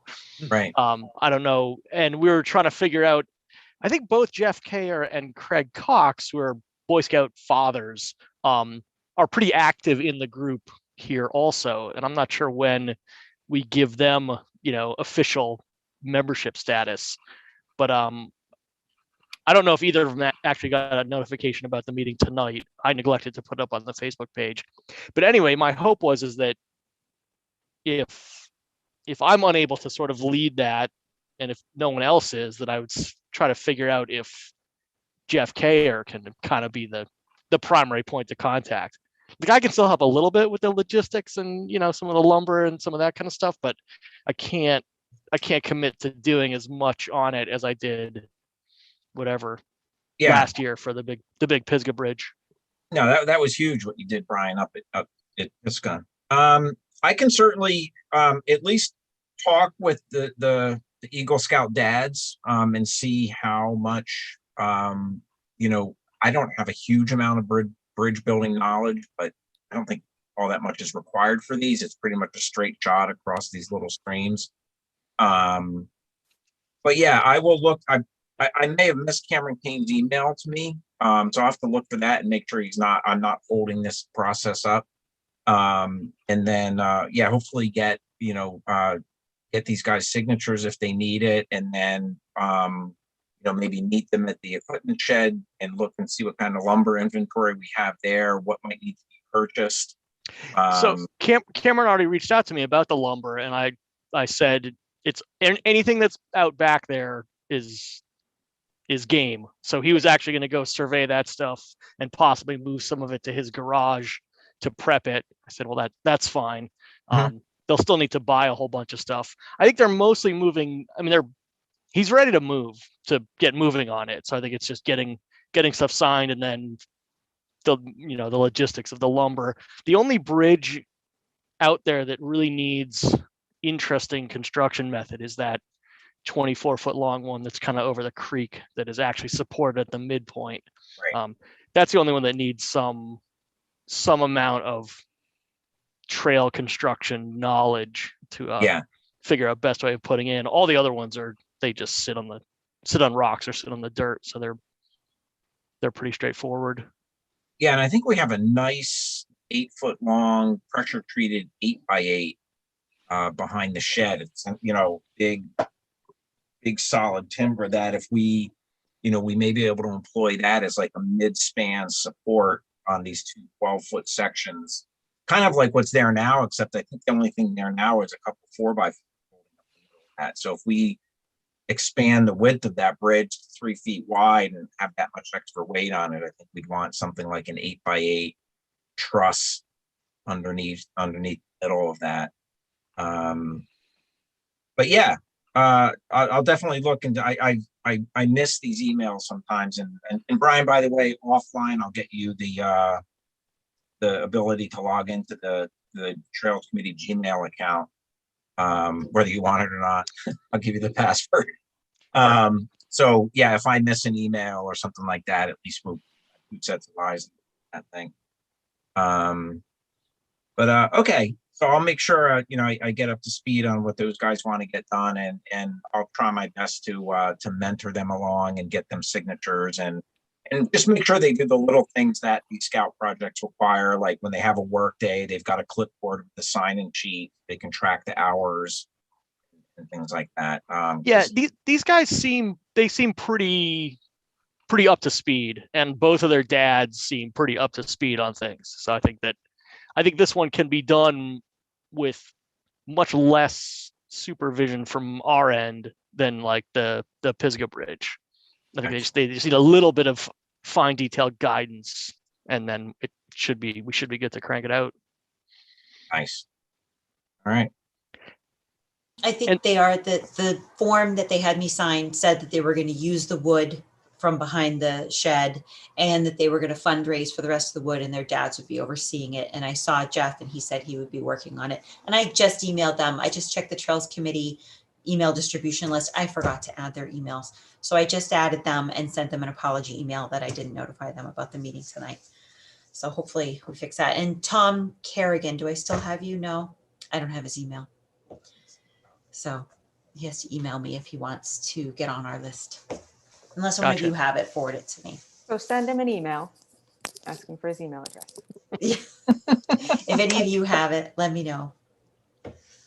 I guess last on our list would be just an update for Edmund Hill. Forest, I did a bunch of raking. Forest, I saw some of the 4x4 poster up. What was for that? the new Sliding Boulders Trail.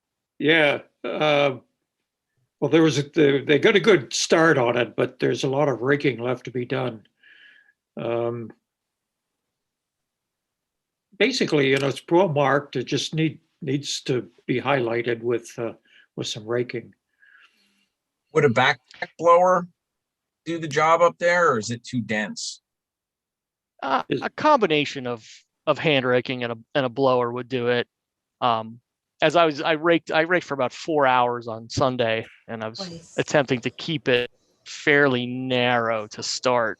But yeah, it needs another full, just to get the raking done, needs another afternoon with 4 to 6 people, and then we could probably get that thing knocked out. I'm not sure about the 4x4 numbered posts. Forrest, you're heading that up? Your posts? Yeah. I'm working on that. I'm working with Cheryl, on you that are. with Forrest. No, the two Okay. of us are together working on that with my Yeah, son.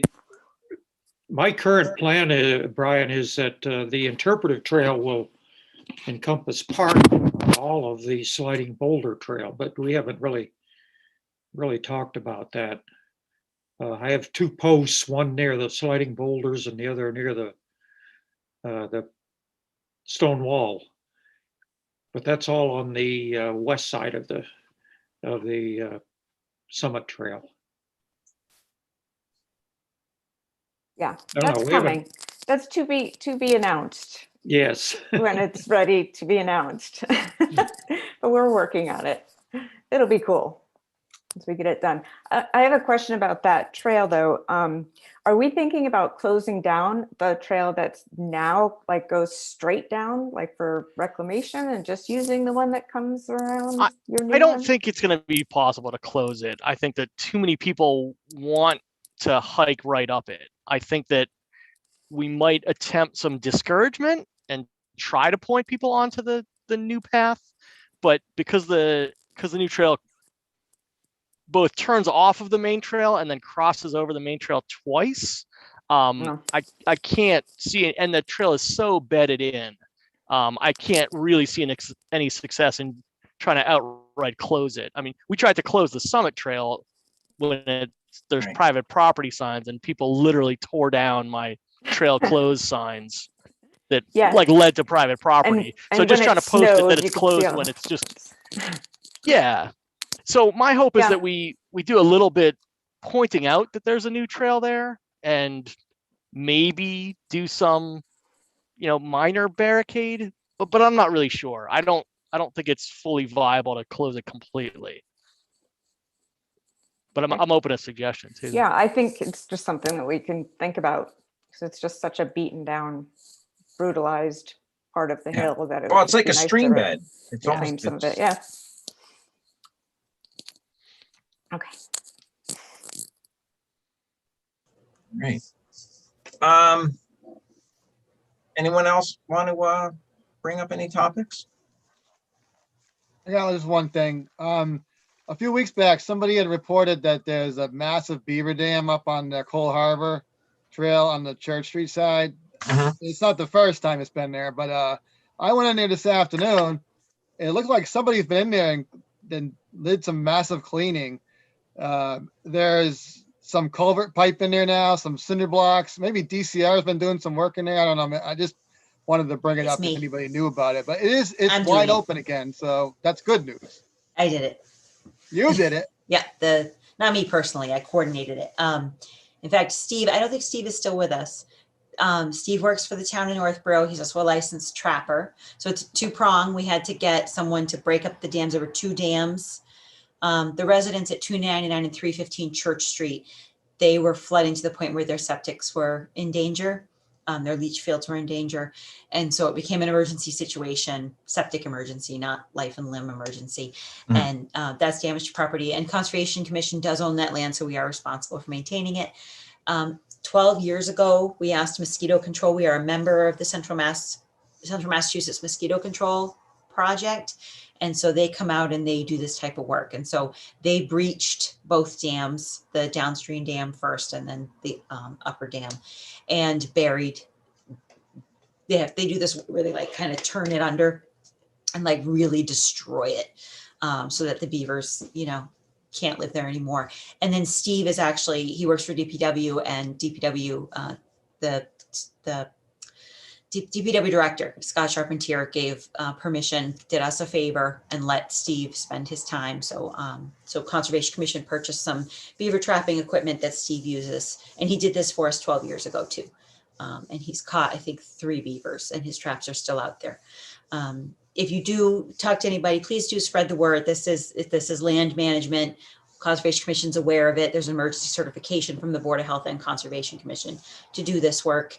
And, you know, Steve has experienced some theft of his traps in the past, which are actually, you know, the town's traps. So we don't want those to disappear. Right. And yes, we do kill the beavers. So. Yeah, I remember years ago, there was a relocation effort, but that's illegal. So they are, it is a death operation, but they're causing damage. Would you get a hat out of it? You could just call Steve. That's just so bad, Brian.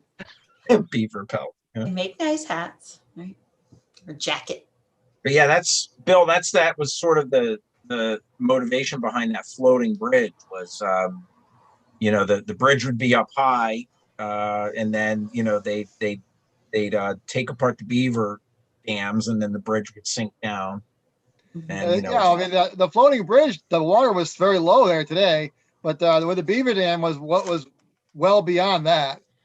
It was almost at the Church Street side. You know, the boardwalk bridge right there, right as you get on Church Street, the beavers had dammed up right along the boardwalk and then halfway between the boardwalk and the floating bridge. Nice hat. Is that real, Jim? Is that real? He's got a beaver hat. Well, It's not real beaver, no, but it looks like it. So since it's warm. oh beaver. So they put in a beaver deceiver. It's called flow device. There was a flow device there, needed some maintenance, so they kind of got some new parts for it. Some of it had rusted off, and so the cinder blocks and the pipe is probably there. And now the water level is low. I can go out and get in there. I couldn't get in. So they're done with what they're doing then, right? Mosquito control is. I wasn't sure they were done with the flow device yet. They told me they were going to go back out and work on the flow device. But this is all happening right now, like day to day. Okay. Sounds good. Yeah. So yeah, that you know, from that bridge, which I think the Rotary Club put in maybe 20 years ago, which is maybe 100 or 150 feet from Church Street. That's for years has just been very difficult to traverse. And there's real, you know, there's no parking at Church Street per se. I don't know what the easement there is, 10 feet or 20 feet. But, you know, I was thinking it would be nice to have a little parking area there, maybe 2 cars. I don't think that's possible to fit. Most people just go across the floating bridge, do that beaver loop, and then head back towards Cherry Street. I run into residents on people Church that Street. come in from church that are walkers a lot if I'm up there. I ask, where do you come from? They're like, I live on Church Street. Yep. A lot of people on Church Street go in there. Yeah. It is used. It is well trod. Yeah. All right. Any other items that we should discuss? Just a couple of updates if I can. Sure thing, We Forrest. had a, this is Forrest Lyford speaking, by the way. We had a work day last Thursday. The bulk of the effort was on, we haven't named it yet, but it's a loop around the senior center. It's about 6/7 of a mile. I think that's open for walking. It needs a little leveling in a few places to make it more senior friendly, but it's in good shape in my judgment. We ought to be thinking about a name perhaps for that. I'll suggest Fish and Game Loop or F&G Loop, since it essentially follows the former Fish and Game boundary and it surrounds many of the former Fish and Game facilities like the skeet range and the firing range and so forth. But anyway, that's open to discussion. And then another update. Cheryl and her son Spencer and I have visited all of 26 stations on our interpretive trail and done some video work there. We probably have to go back and revisit a couple. But as of last Thursday, I planted 26 station markers that at 26 interpretive stations. And like I say, we've videoed some of those are posted. I don't know, maybe you can bring people up to date, Cheryl, on the status of the video. Sure. So Spencer's doing the editing. So we've been out to all those places with Forrest, and Forrest does the talking and Spencer does the videography, and I just look pretty. And so we've got all of those clips. What we're planning to do is to take each station as an individual clip. We've put them on YouTube so Forrest could see them because it was just Spencer and I looking at them for a while. So the idea is to put QR codes on those posts so that as you get to it, you hit the QR code and it goes right to the video of Forrest. So it doesn't matter what order you do them in, even though they're numbered. It won't matter if you use your phone to actually use the QR code. And I'm thinking we will also do something like written. Not everybody likes to watch video or listen while they're on the trail. So also just the same kind of information for each station written in kind of a more traditional,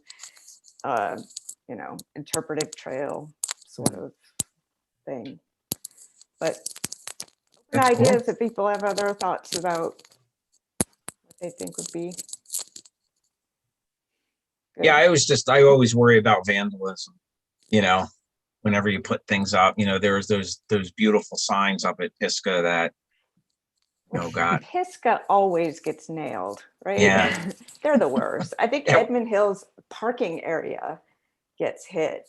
Yeah. But I don't know that the rest of it is really all that vulnerable. I don't know.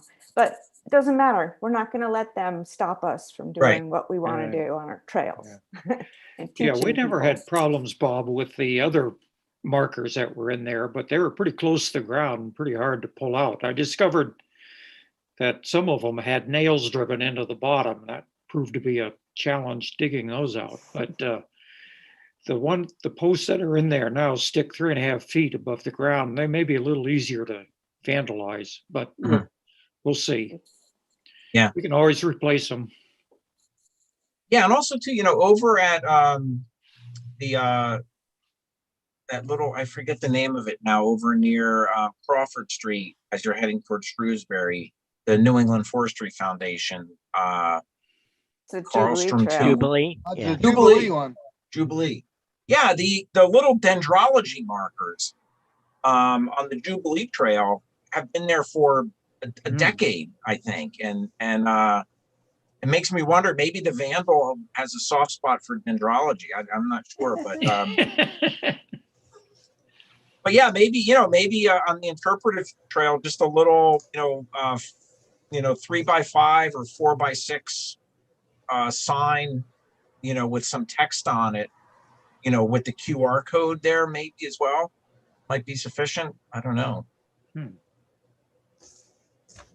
You're talking about actually having text on the posts? Yeah, no, I think the post will just have numbers, which Forrest has already done. He's routed out the numbers from the top of the post. And then we'll have the QR code.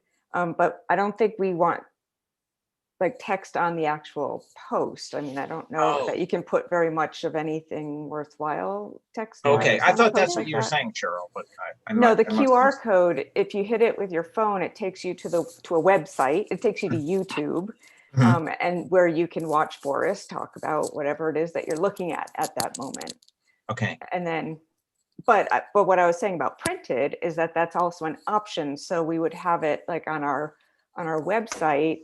If you want to print it out first so you can read it as you go along, because people would prefer to do that than like using their phone and listening and watching video. That's also an option, just to make it like open to more.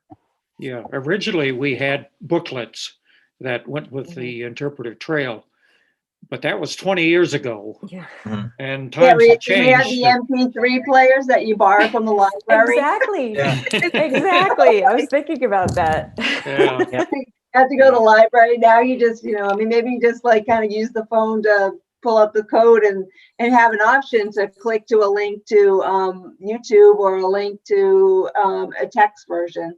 Mm. Yep. Right. Or other links too, You can to read it maybe on like your historical features, like a link to Yeah. something that Oh, that's a describes good what's going idea. on We, in a we could particular, do, we or could the do a type of web tree. page. We could do a web page on our town Yeah. site, on That would Northborough be Trail great. site, Mhm. and then it So would we can have all all kinds the of links content. to all the various videos, all the numbers and the various videos, and then you can have extra things on the website Yeah. page.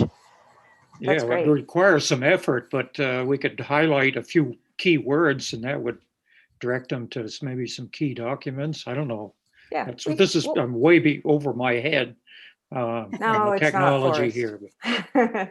It's So it content. means, What we need is content, and Yeah. you're a content guy. If, So if, are the if you videos send me, available now for people to see, or is it something we got to wait for the grand Oh. release? that's up to Forrest. Forrest, do you want me to let them all see the videos that we've done so far? Oh, yeah. After I was hesitant, I was a little apprehensive about looking at them myself, watching myself on a video, but it wasn't that bad. And I'm sure so, they're Forrest yeah, is great. So, He yeah, really is. let other people look at them, and this is Okay. a first stab at it.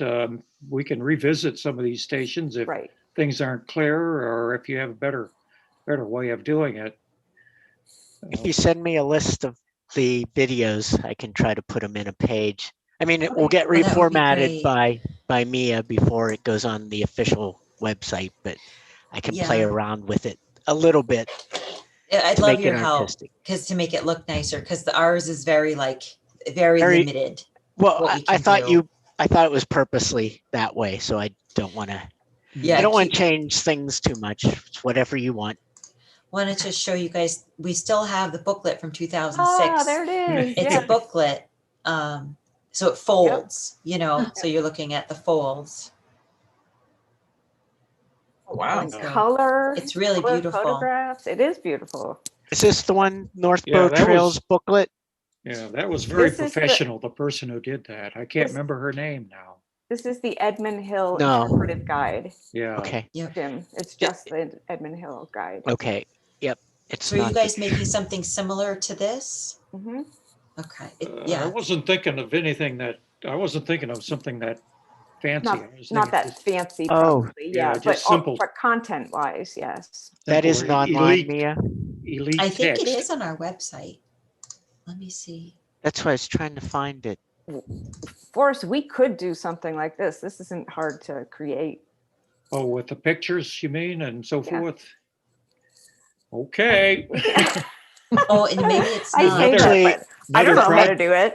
No, it's another I took it project for down. Spencer.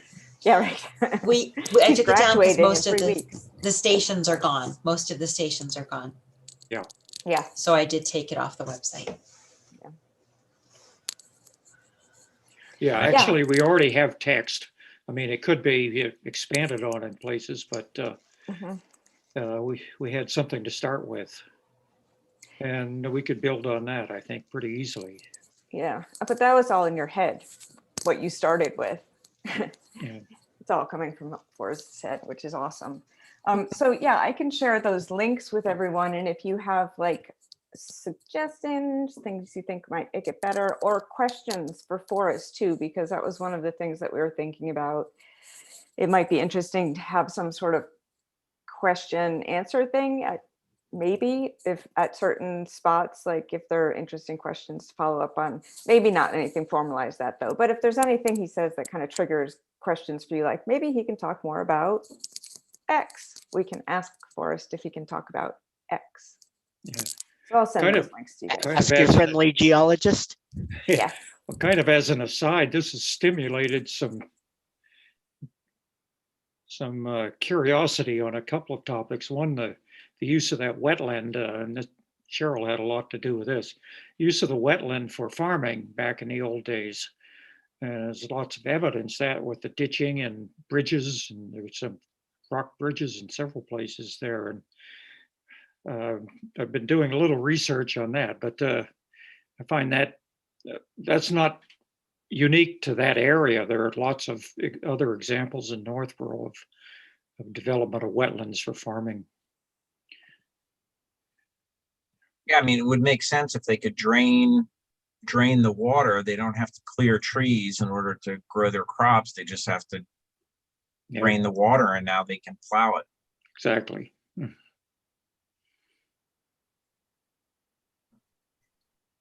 Can you guys see this screen?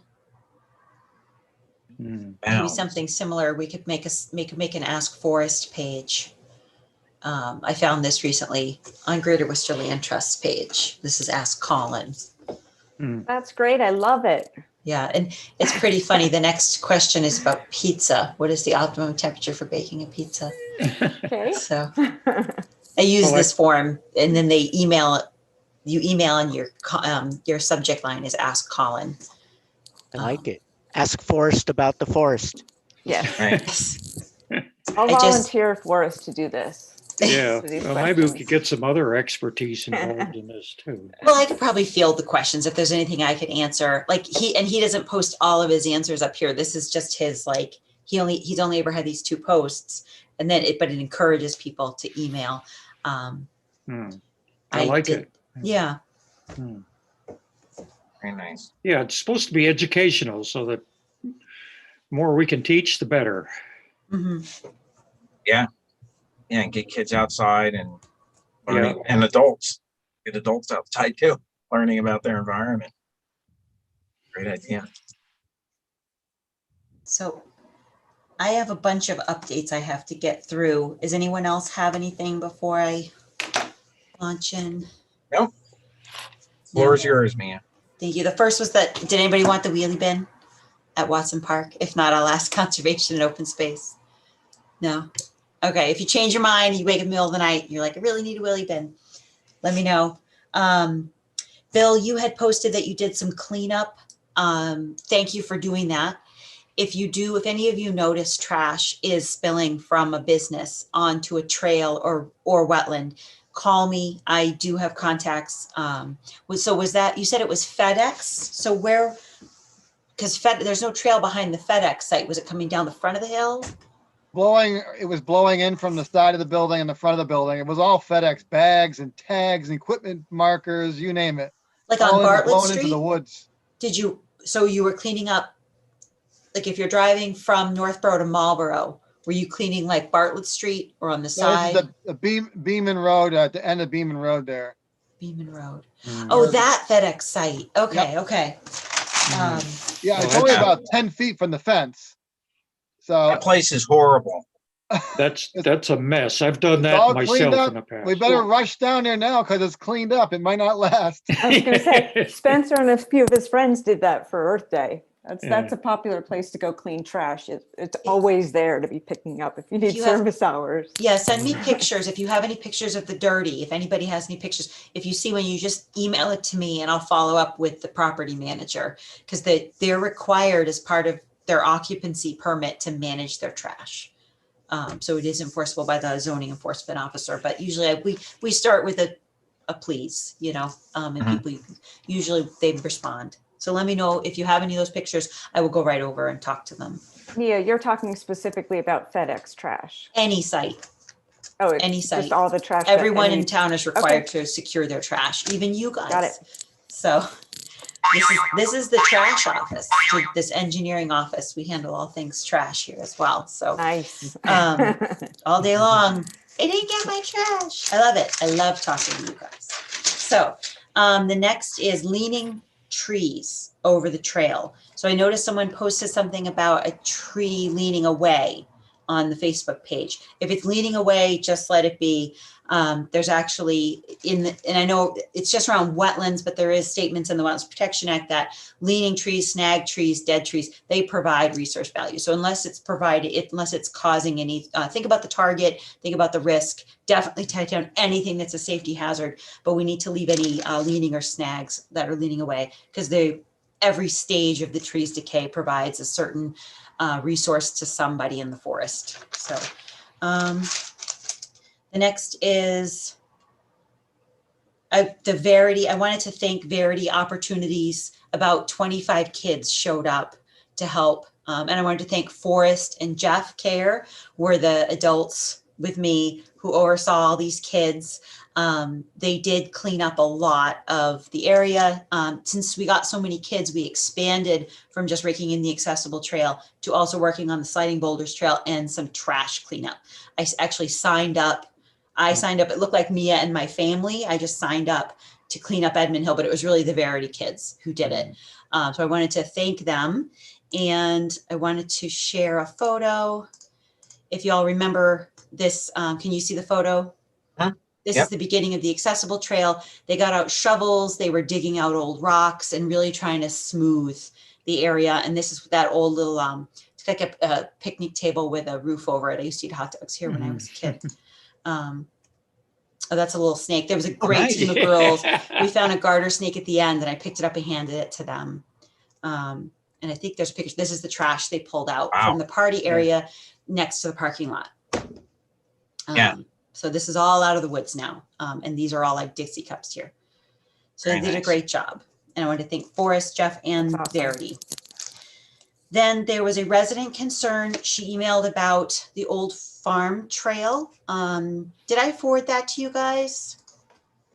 I'm going to read it to you. I saw your indication that there was a resident concern on the agenda, but I didn't know what it was. So I told her I would bring it to you. I'm not really sure how to respond. So I just want to, if you guys can give me a response. I'm writing today in concerns for public and wildlife safety at the Old Farm Trail. I am a 57-year resident of this area and visit this beautiful natural woods regularly. I've been close to hit and run over by multiple mountain bike riders. The trail is meant for walking and hiking, right? Also, my other concern is for the water, marshes, and reserves at Old Farm Trail. They are being used to walk on and fish out of. This disturbs the wildlife and their natural surroundings and food source. Please, I am asking on behalf of nature to look, help, and act to preserve and stop the wrong. I'm giving you the car description and plate of the woman I confronted today. She told me when I asked her that she had a fishing license, but would not show it to me. So, and then I won't read the make, model, and license plate of the car. I don't know how to respond. Where was the mountain biking damage? Old Farm, no damage. She says she's almost been hit by mountain bikers. I mean, we do share that. I don't want to respond like tough luck, sister. You know, like it's not need polite. to be on their leashes. Yeah, dogs need to be on leashes. Mountain bikers need to be careful of walkers. Walkers need to be aware of mountain bikers. And the fishing, just to confirm with you, that they're allowed to fish, especially if they have a fishing license. And no one has to provide their fishing license. It's not that kind I mean, I think a general response could be these are multiple use trails. You know, she should expect to encounter somebody on horseback, for that matter. There's snowshoers and skiers in the winter. There's trail runners, mountain bikers, equestrians. That's sort of the nature of a multi-use trail. And I want you to hear her concern. So if it comes up again, you know, if we hear about fishermen damaging the area or mountain biking getting out of control, maybe we can do some outreach. Yeah. I mean, this even is the first one. You know, even some signs in general, just indicating to people, you know, this is a multi-use trail. You know, please be respectful of. Announce your presence. You know, I used to have a bell on my mountain bike, and I think I got more negative feedback from having a bell than I did from just saying, hey, you know, can I pass on the left? You know, that kind of a thing. People are like, what are you ringing a bell for? I'm not a dog. You know, so you just can't win. Do you have any recommendations for her to not get hit by mountain bikes, or? No one's getting hit by mountain bikes. I mean, you know, like anything else, the vast majority of people who are out there riding are incredibly respectful of all the other trail users. I mean, I've been out there myself and with other riders, and whenever we come across people with dogs, everybody slows down. We'll get off and walk if we have to. I've had plenty of interactions with hikers where, you know, I've come to a stop, I've slowed way down. Some hikers get off the trail. Sometimes I get off the trail. It's a shared use trail. And, you know, I can't deny maybe she did have a bad experience with a mountain biker. I mean, that's certainly plausible, but like anything else, that is not typical of the user group. And, I can certainly, in the last year and a half, this kind of thing has been commonplace as the trail usage has just absolutely skyrocketed. There isn't a multi-use area in the country that hasn't experienced this kind of thing, since it's 300% more usage or whatever the numbers are. So I think we collectively can remind our, fellow trail users to be courteous, but everyone out there just needs to remember that there are, users of all kind out there. Yeah. No, I think that's a good response, that it's multi-use trail use has skyrocketed, and, most trail riders do have good manners. But just to, I wanted you to hear a concern, and just in case we hear anything else, or if anyone else has heard anything else. Very passionate email. Let me see. Let me get back to my list. Pisgah parking lot. The Conservation Commission. I asked them for permission to expand the Pisgah parking lot. They said not right now. They felt that we should wait until COVID is over and reevaluate the use. I've heard from a few of you and do agree that the use was there before COVID, but that means, and I talked to my supervisor, Kathy Jubert, the town planner, and she's like, exercising caution with any town project is always a good idea, because it's tax dollars and town land.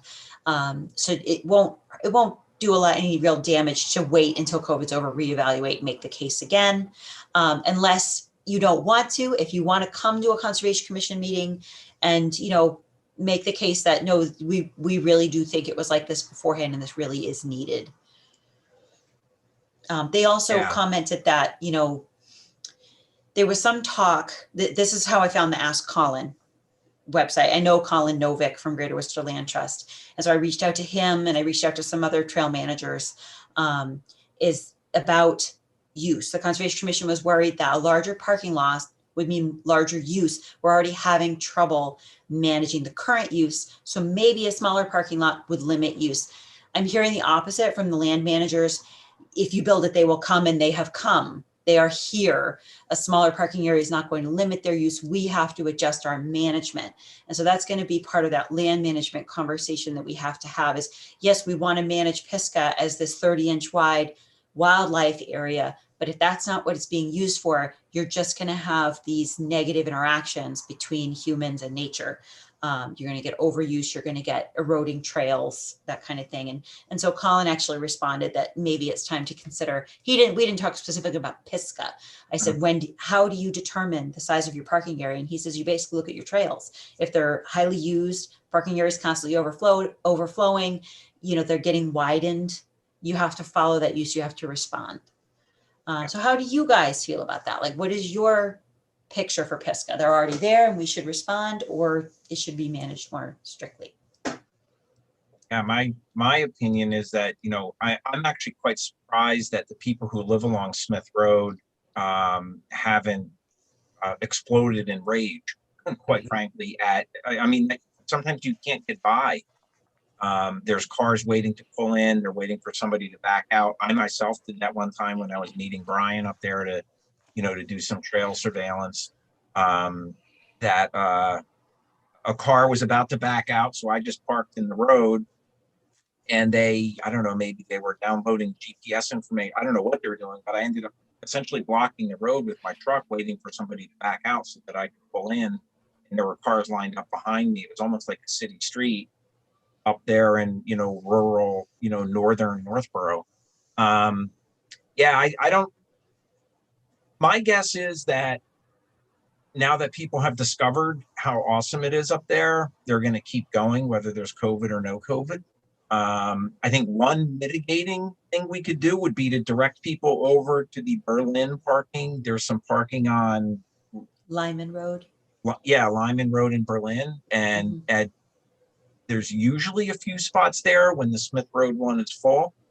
But even that one, which I don't think too many people knew about, I've seen that one overflowing too.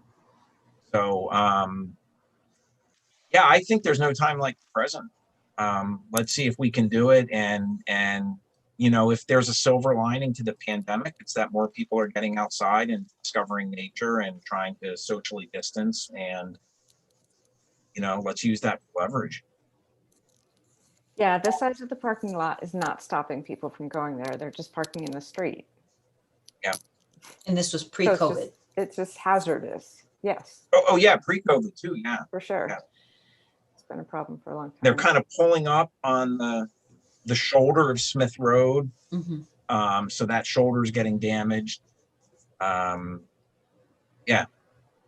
Does anyone want to come to either a Conservation Commission meeting, or I was thinking, I don't know if I told you, you know, Cheryl, you came up with the idea that night, and then the Conservation Commission met like 2 weeks later, and a few days before the Conservation Commission meeting, I called the DPW director to see if he would help me come up with a ballpark number. And so I called him, I said, hey, Scott, could you help me come up with a ballpark number for a parking lot? He goes, yeah, Pisca, I know, I'm going to get up there next week.